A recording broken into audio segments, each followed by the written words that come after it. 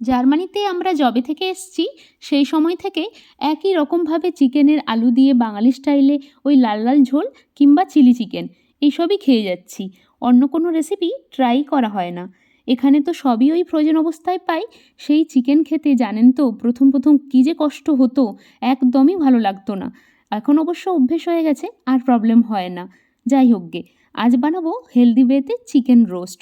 খাবো সেই রাতের ডিনারে, বাট ম্যারিনেশন করছি যখন সকাল থেকেই, তখন থেকেই আছি এক্সাইটেড খুব। জানেন, ইন্ডিয়ায় থাকাকালীন আমি আর অভিষেক যখনই রেস্টুরেন্টে যেতাম আমাদের স্টার্টারের একটাই অর্ডার, তন্দুরি চিকেন। তাই ভাবলাম আজ বাড়িতেই বানিয়ে ফেলি, দেখি কেমন হয় খেতে। এখানে তো আর পোড়ানোর অপশন নেই, ইন্ডাকশানের রান্না, তাই ওভেনেই ভরসা। আহা কি সুন্দর হয়েছে দেখুন, মন ভরে যাচ্ছে। আর খেতেও হয়েছে তেমনি খাসা। আপনাদের দেখে কেমন লাগলো অবশ্যই জানাবেন।